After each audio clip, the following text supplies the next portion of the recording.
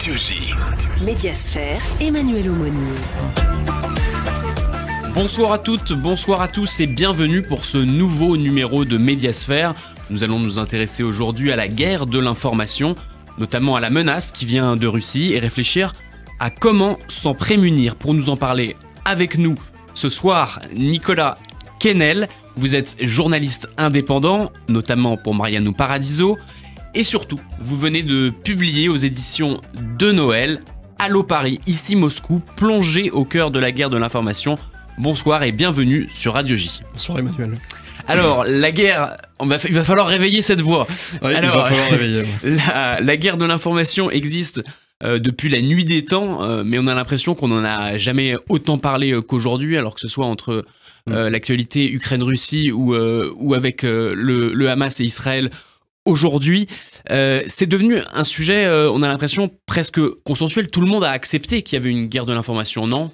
Oui, bien sûr, mais après, ça n'a pas toujours été le cas. Ça n'a pas toujours été le cas. Moi, je me rappelle, avant le début de la guerre en Ukraine, c'était quand même très compliqué d'arriver à parler de ces thèmes dans l'actualité, de les faire rentrer dans les colonnes des journaux ou dans les émissions de radio ou de télé. Je pense quand même qu'il y a eu un espèce de sursaut médiatique au début de la guerre en Ukraine, qui est en fait un retour à ce qu'on a aussi vécu pendant la guerre froide des dizaines d'années auparavant. Et alors, il y a cette guerre de l'information, vous la traitez surtout de l'angle France-Russie et surtout de l'angle Russie. Qu'est-ce qui vous intéresse particulièrement dans la guerre de l'information que mène la Russie ? Alors moi j'ai fait une enquête qui a duré 4 ans et en fait le but de mon livre Allô Paris, ici Moscou était effectivement de s'intéresser aux opérations d'influence qui viennent de Russie pour toucher la France, mais aussi de s'intéresser dans une deuxième partie du bouquin, et c'est là peut-être l'originalité d'ailleurs du livre, c'est que je me suis intéressé aussi à la réponse de Paris à Moscou. Donc je suis allé voir l'intégralité des acteurs qui travaillent sur cette guerre de l'information, qui font de la contre-influence, de la contre-ingérence. Du coup, ça va du ministère des Armées, en passant par le ministère des Affaires étrangères, des services de renseignement qui m'ont ouvert exceptionnellement leurs portes, et voilà. Tout simplement. Et alors, cette contre-influence menée par les services de renseignement français, elle est assez récente, c'est ce que vous expliquez dans le livre. On voit des officines comme Viginum qui voient le jour. Simplement, c'est des budgets aux alentours de quoi, d'une dizaine de millions d'euros par an on consacre à la contre-influence en France ? Non, on y consacre plus d'argent que ça, 15 millions, à peu près 15 millions d'euros par an dans mes souvenirs. Je crois que c'est pour Viginum, qui est le dernier né, justement en France, la dernière administration née consacrée à la lutte contre les ingérences numériques étrangères. Mais après, on peut aussi parler, il y a toute une partie du budget des services de renseignement qui est aussi allouée à la contre-ingérence, à la contre-influence. Ça représente, alors après évidemment c'est compliqué d'avoir les chiffres, c'est aussi compliqué d'avoir une idée concrète et précise du nombre d'acteurs qui travaillent sur ce genre de sujet au sein des services de renseignement. Mais voilà, on peut raisonnablement se dire que c'est très clairement plusieurs dizaines de millions d'euros. Peut-être même... Ça paraît ridicule par rapport à un budget de défense qui est de plusieurs milliards, dizaines de milliards, certains pays. Oui, ça paraît ridicule quand on le prend comme ça. Après, je suis pas sûr que ce soit des chiffres qui soient forcément à comparer entre eux. Je pense qu'on ne parle pas des mêmes ordres de grandeur. Construire un Rafale chez Dassault, ça coûte éminemment plus cher que de recruter une dizaine de personnes pour travailler à l'année sur les opérations d'influence. Donc je pense qu'il faut quand même garder un petit peu de prudence et voilà, garder en tête qu'il y a aussi une mesure à garder, c'est-à-dire qu'il ne faut pas non plus investir trop de moyens dans cette guerre de l'information qui peut vite devenir extrêmement coûteuse pour l'État et ce serait aussi potentiellement un objectif de la Russie ou d'autres acteurs qui nous en veulent, d'autres adversaires. C'est aussi de saigner les finances publiques, de saigner les finances publiques tout simplement. Parce que alors, on aura tendance à se demander, et vous décrivez dans votre livre, et d'ailleurs c'est assez amusant, vous décrivez le FBI, alors on prononce FBI, on prononce pas FBI parce que justement c'est tout à fait autre chose. Et c'est une officine, donc si on remonte tout en haut, il y avait Prigojine, qui a pour but de mener des opérations de déstabilisation de l'information en France. Et c'est vraiment des amateurs quand on voit le fonctionnement. Oui, alors moi je pense que c'est très important. C'est quelque chose auquel j'ai tenu. J'ai commencé mon livre en parlant justement de cette officine. Je voulais montrer que quand on parle généralement d'opérations d'influence, de guerre de l'information, c'est toujours les mêmes thèmes qui reviennent sur les plateaux télé. On parle toujours soit de fermatrol, de faux comptes sur les réseaux sociaux, etc. Moi, je voulais montrer que ça allait beaucoup plus loin que ça. Qu'il y a, en l'occurrence, la FBI ou la FBI, pour le coup, qui est toujours la Fondation pour combattre l'injustice, est une fausse ONG qui a été créée par des Russes avec comme financier Yevgeny Prigojine, qui est mort depuis, et qui avait pour but de faire monter le sujet des violences policières dans le débat public français, en allant approcher tous les acteurs, soit des victimes, soit des avocats, soit des associations, pour voilà, essayer de pour créer montrer que l'Occident est raciste et traite mal ses minorités, c'est ça? Ouais, pour essayer de créer de la discorde, surtout au sein de la société française. Et ils essayaient de faire ça à une période très particulière, parce qu'on se situait quelques mois avant la présidentielle de 2022, à cette époque. Donc l'intérêt pour eux était vraiment d'appuyer sur les lignes de fracture de la société française, afin de faire monter, tant qu'à faire, leur candidat fétiche, qui, on le soupçonne pour le coup, était quand même Marine Le Pen au second tour. Alors parfois ça peut être plus complexe que ça, parce que dans le livre vous racontez aussi également au début que pour l'élection présidentielle de 1981, je crois, non, ou celle d'avant, quand Giscard se présente face à Mitterrand, on pourrait penser que les Russes allaient soutenir François Mitterrand, qui était quand même plus proche du Parti communiste, mais pas du tout. Ils préfèrent déstabiliser légèrement l'élection en faveur de Giscard, parce qu'un bourgeois à la tête de la France, c'est plus vendeur pour eux, dans leur narratif. Dans leur narratif, c'était plus vendeur pour eux. Moi, c'est vrai, quand j'ai repris un petit peu, parce que j'ai fait une très très longue plongée dans les archives, justement, de la guerre de l'information dans le cadre de ce livre, je m'attendais, effectivement, on a un candidat de gauche et un candidat de droite à l'époque, quand même assez naturellement, je me dis que les Russes, enfin les Soviétiques à l'époque, vont soutenir le candidat de gauche qui, globalement, c'est un peu plus proche d'eux sur le spectre politique. Que nenni. Et en fait, ils ont soutenu les deux. Ils ont soutenu à la fois Mitterrand et à la fois Giscard. Et on parlait à l'époque de plusieurs dizaines d'opérations d'influence qui avaient vocation à influencer l'élection dans un sens ou dans l'autre, d'ailleurs. Et le but, encore une fois, déjà à l'époque, était déjà de créer de la discorde. Alors, après y avoir une mise en sommeil un petit peu de l'influence russe, vous dites, c'est-à-dire après l'effondrement du bloc soviétique, et ça va reprendre en fanfare avec 2016. C'est le retour. 2016, c'est le retour de la guerre de l'information avec l'élection de Donald Trump et donc l'ingérence russe. Honnêtement, je pense que la guerre de l'information ne s'est pas arrêtée avec l'effondrement de l'URSS. Ça a continué par la suite, évidemment de manière bien moindre, mais oui, on peut dire qu'il y a eu un retour de cette thématique-là, qui a accompagné d'ailleurs le retour de la puissance russe sur la scène internationale.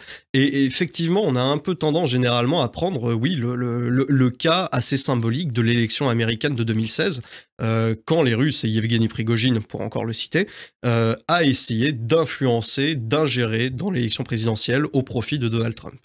Alors il y a aussi dernièrement dans l'actualité, il y a un peu plus d'un mois, on a vu des étoiles de David qui ont été taguées dans certaines habitations en région parisienne.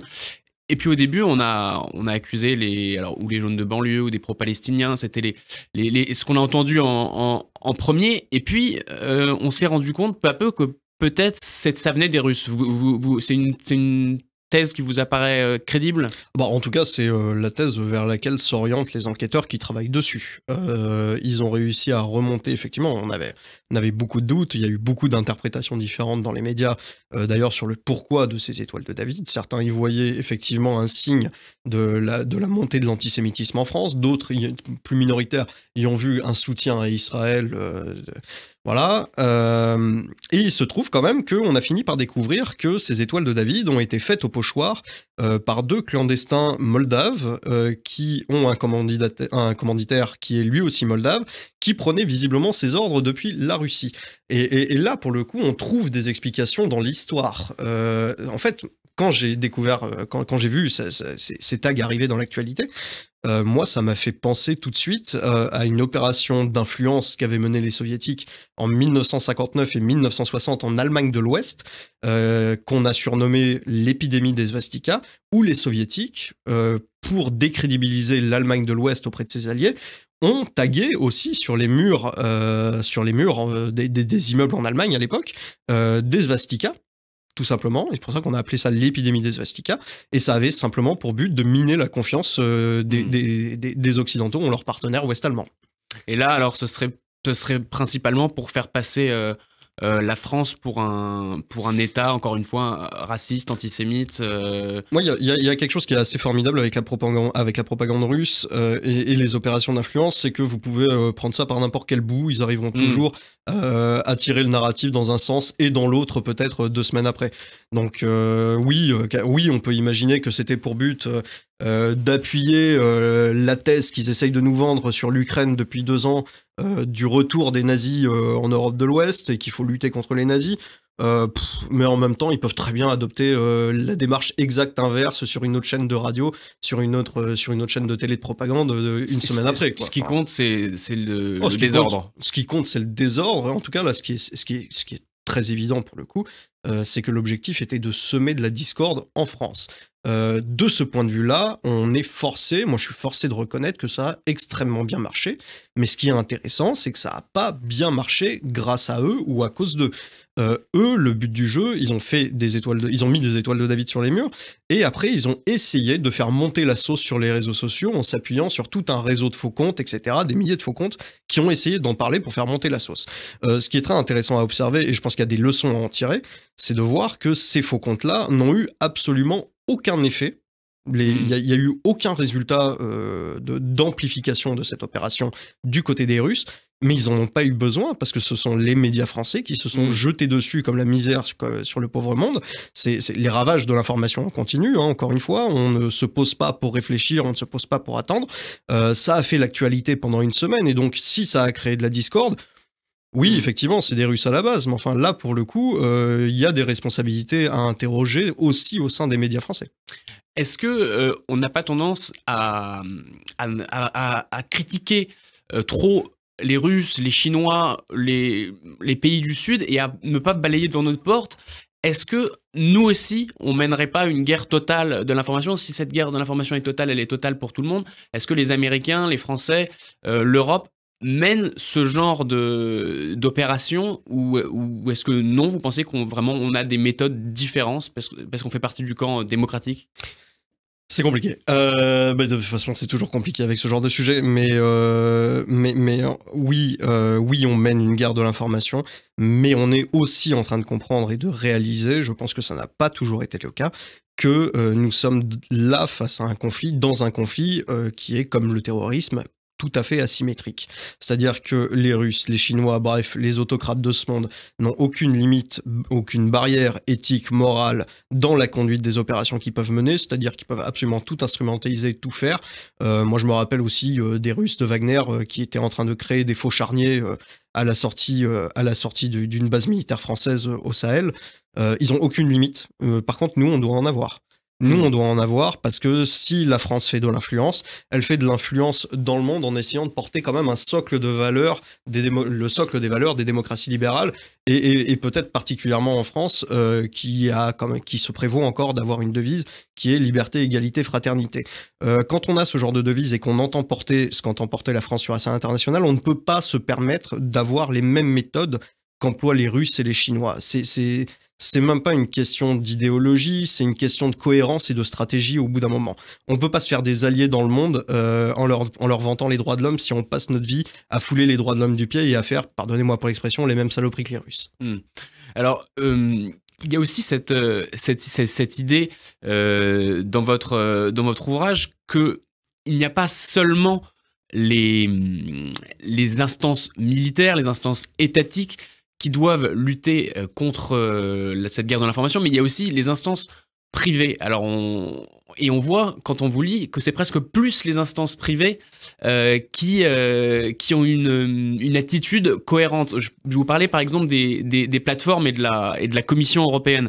Ce que vous écrivez, en tout cas le fruit de vos recherches, c'est que la Commission européenne freine sur un point qui est donner aux médias une exception. C'est-à-dire, on est un média, donc on ne doit pas être censuré par une plateforme, par Twitter, par Instagram, par Facebook, que sais-je. Et selon vous, c'est quelque chose qui est assez dangereux. Il faut pas donner cette exception du média. Pourquoi ? Alors, moi, ça, c'est un sujet qui me tient très à cœur parce que l'Europe, comme vous l'aurez remarqué, on n'en parle quand même pas beaucoup en France. On est d'ailleurs un des rares pays européens qui passe aussi peu de temps à commenter l'actualité européenne.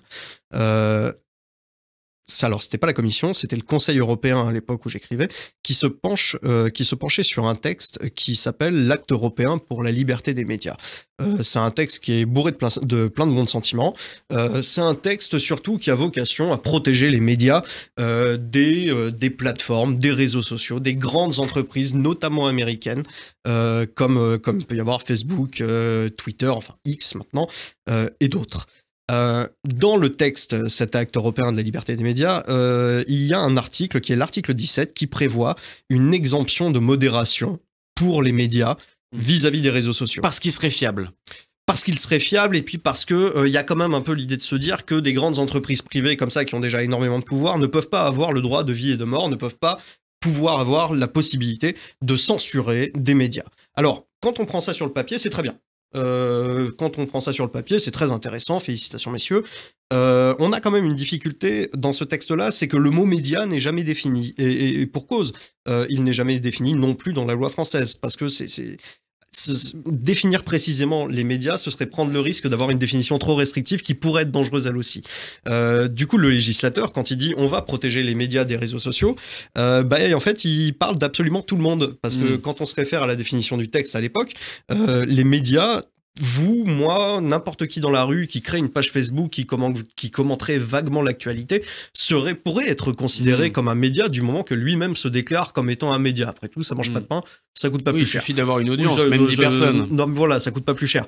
Le danger avec ce texte-là, qui était d'ailleurs très soutenu par la France et le ministère de la Culture en France, c'est que quand tout le monde devient un média, ça veut dire que plus personne ne peut être modéré.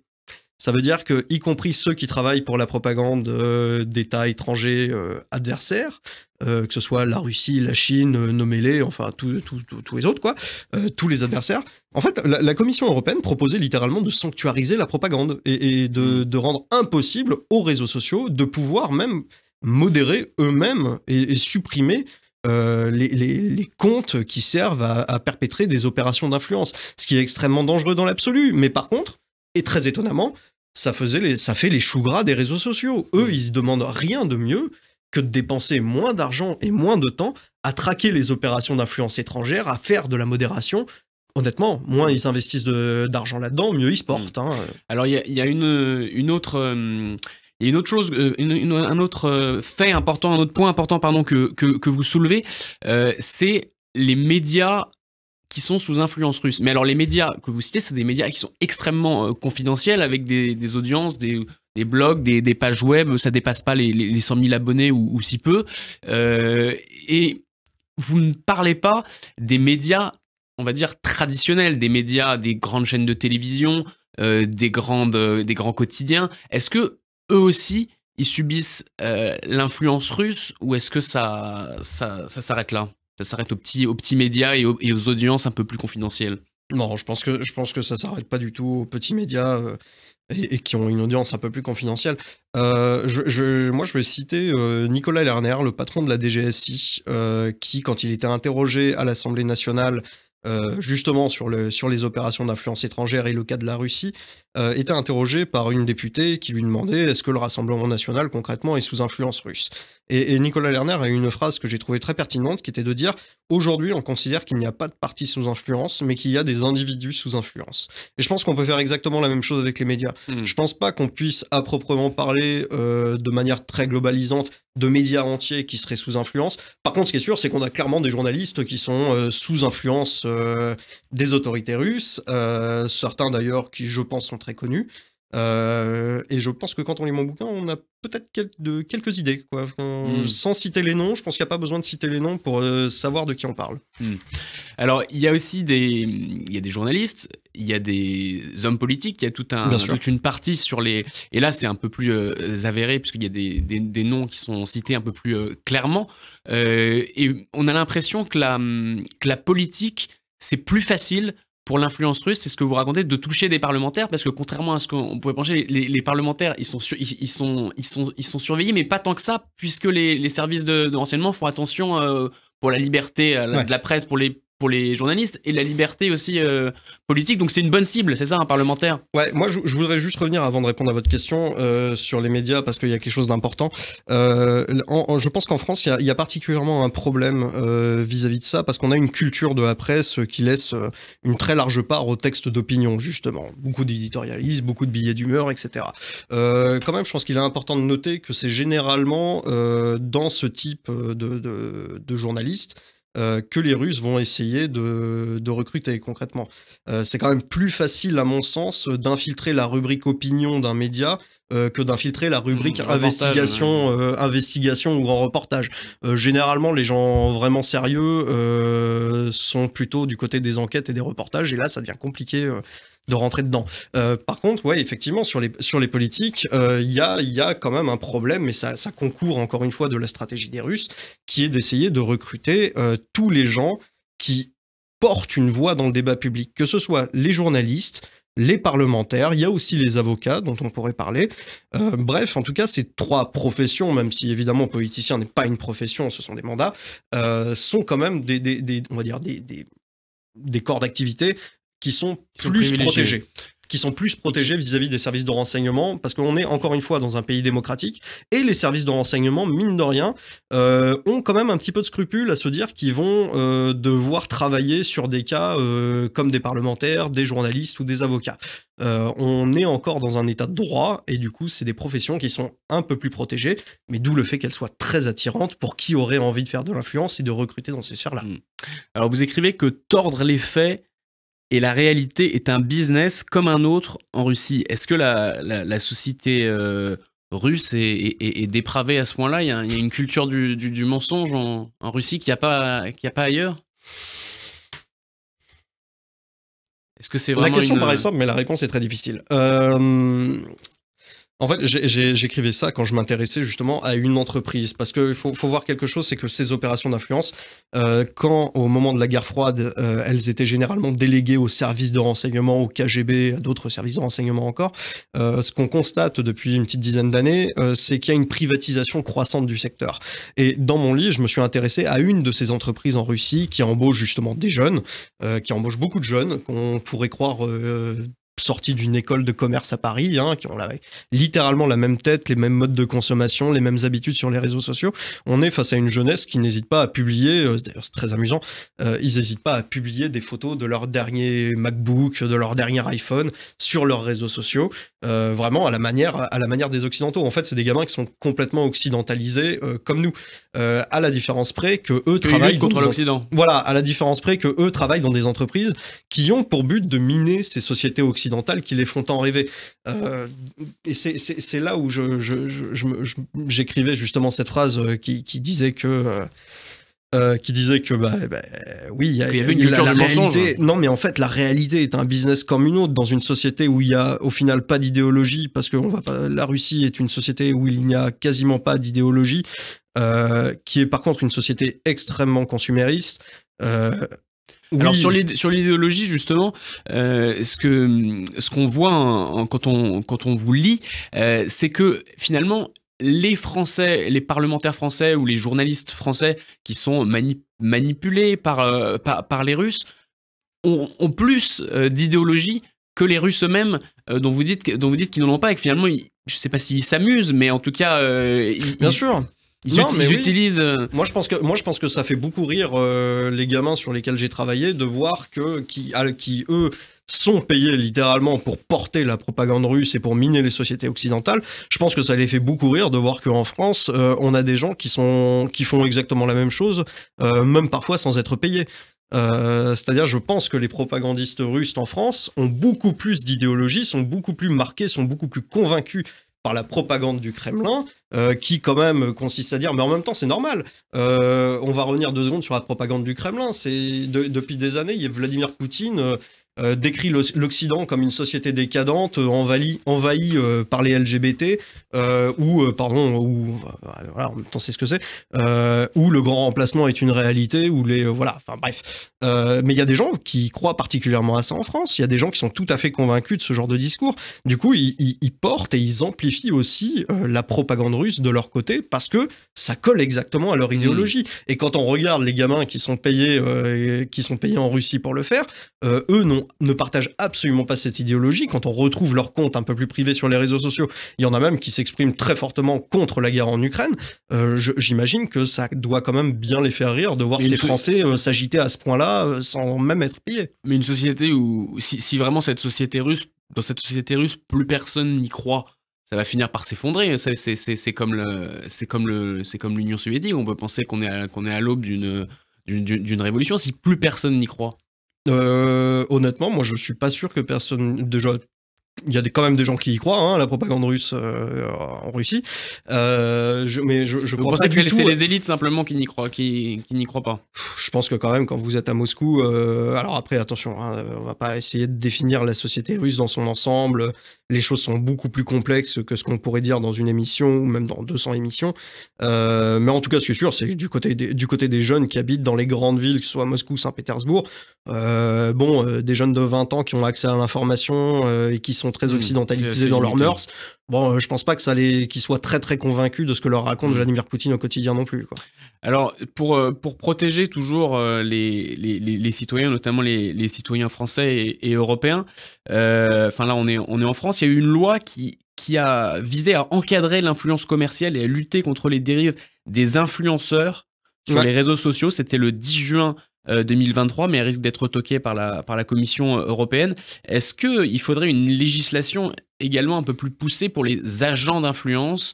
On sait que dans votre livre, vous racontez l'exemple de Pierre-Charles Pathé, mais c'est le seul agent d'influence finalement qui a été condamné en France, et encore il n'a pas été condamné pour le fait qu'il soit un agent d'influence. Pierre-Charles Pathé, c'était le fils de l'industriel qui a créé les cinémas Pathé, et il a été condamné effectivement en 1980 par la Cour de sûreté de l'État, qui n'existe plus aujourd'hui, parce qu'il s'était fait arrêter littéralement dans un échange de documents avec son officier traitant du KGB. Partant de là, ça faisait peu de doute qu'il y avait un problème. Du coup, il a été condamné. D'ailleurs, il a été gracié par Mitterrand en 81, du coup, l'année d'après sa condamnation, parce que c'était déjà un vieux monsieur. Oui, aujourd'hui, il y a quand même un débat sur lequel moi j'évite particulièrement de trancher, mais globalement, il y a des gens qui pensent qu'il faut aller plus loin dans la législation, qu'il faut créer d'ailleurs même l'équivalent d'un FARA, l'acte américain pour les agents d'influence pour qu'ils puissent s'enregistrer, faire l'équivalent d'un FARA à la française. Il y a d'autres qui disent que la loi convient très bien telle qu'elle est actuellement et ça suffit comme ça. Moi, j'éviterai très soigneusement de trancher dans ce débat. D'ailleurs, c'est pas mon rôle de trancher. Moi, j'ai pas à dire quelle est la bonne chose à faire. Je rapporte des faits. Donc voilà. Après, pourquoi pas ? En tout cas, c'est ce qu'essaye de pousser aujourd'hui la DGSI, notamment auprès des parlementaires. Et je pense que les parlementaires sont assez attentifs à l'idée de dire qu'il va falloir, en tout cas, peut-être, sans forcément créer de nouvelles lois, créer de nouvelles choses, renforcer ce qui existe déjà, ça c'est sûr. Eh bien, je vous remercie pour cette émission. On rappelle le livre que vous venez de sortir aux éditions de Noël, Allô Paris, ici Moscou, plongé au cœur de la guerre de l'information.